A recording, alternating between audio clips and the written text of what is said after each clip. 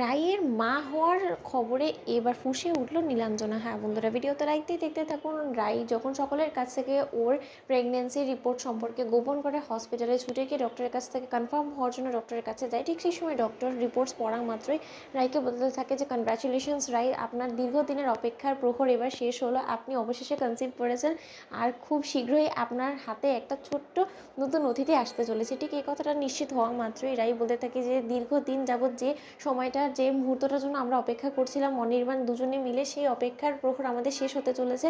অবশেষে তুমি খুব শীঘ্রই বাবার ডাকটা শুনতে চলেছ।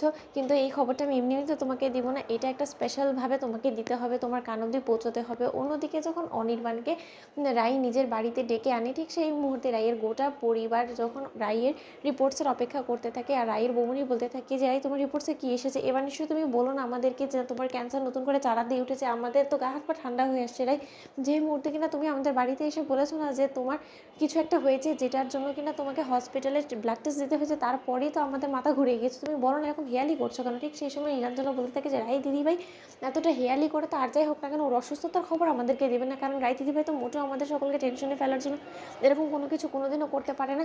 তাহলে কী ওর উদ্দেশ্য, হয়ে এতটা ন্যাকামই বা কেন করছে? অন্যদিকে অনির্বাণ ছুটে এসে অফিস থেকে বলতে থাকে যে কী হয়েছে রাই, তুমি সুস্থ আছো তো? তোমার আবার কী হয়েছে বলো তো? তার জন্য তোমাকে আমি সবসময় বলি যে নিজের উপর এতটা প্রেশার নিও না, কিন্তু দুনিয়া ভরের সকল কাজ তো তোমাকে নিজের হাতেই করতে হবে। তার জন্য তুমি রেস্ট নাও না কমপ্লিটভাবে। আর তার জন্য তোমার বারবার করে শরীর খারাপ পড়ে, তখন তোমার পরিবারের লোকেরাই আমাকে দুষবে যে আমি হয়তো বা তোমার ঠিক মতন খেয়াল রাখতে পারি না। আচ্ছা আপনারাই বলুন তো। ঠিক সেই সময় রায় বলতে থাকে যে অনির্বাণ রিল্যাক্স, তুমি আগে রিপোর্টসটা পড়ো, তারপরে তোমার সব কিছু ক্লিয়ার হয়ে যাবে। ঠিক সেই সময় স্রোত বলতে থাকে দিদি এত হেয়ারি করিস না তো, আমার আর তর্স হয়েছে না, তুই বরঞ্চ রিপোর্টসটা আমাকে আমি পড়ে দিই। ঠিক সেই সময় স্রোত রিপোর্টসটা পড়া মাত্রই যখন স্রোত জানতে পারে যে রাই মা হতে চলেছে, এই খবরটা রাই সকলকে পড়ে শোনানো মাত্র সকলের মধ্যে আনন্দ বিরাজ করতে থাকে। এবং এই খবর পাওয়া মাত্র নীলাঞ্জনার আগে খুবই ফুঁসে ওঠে। নীলাঞ্জনা বলতে থাকে যে না, এর কোনো মতেই হতে পারে না, রাই দিদিভাই মা হবে, রাই দিদিভাই সন্তান স্বামী সংসার সব কিছু নিয়ে সুখী হবে, আর সেটা আমাকে চেয়ে চেয়ে দেখতে হবে। যার জন্য আমি আজকে আমার সংসার থেকে শুরু করে সব কিছু হারিয়ে পথে বিক্রি হয়ে গিয়েছি, আমার মান সম্মান সব কিছু জলাঞ্জলিতে চলে গিয়েছে, আমি সব কিছু হারিয়ে আমি নিঃস্ব হয়ে থাকবো। রাই দিদিভাই তুই এরকম করে সকলে ভালোবাসা থেকে শুরু করে সব কিছু নিয়ে তুই ঘর সংসার করবি সুখে, সেটা কি করে হতে পারে? শত চেষ্টা করেও যখন আমার পরিবারের লোকেদের কাছ থেকে তোকে আমি কেড়ে নিতে পারিনি, তাহলে এবার তোর সন্তানকে কেড়ে নিয়ে না হয় আমি আমার প্রতিশোধ পূরণ করব।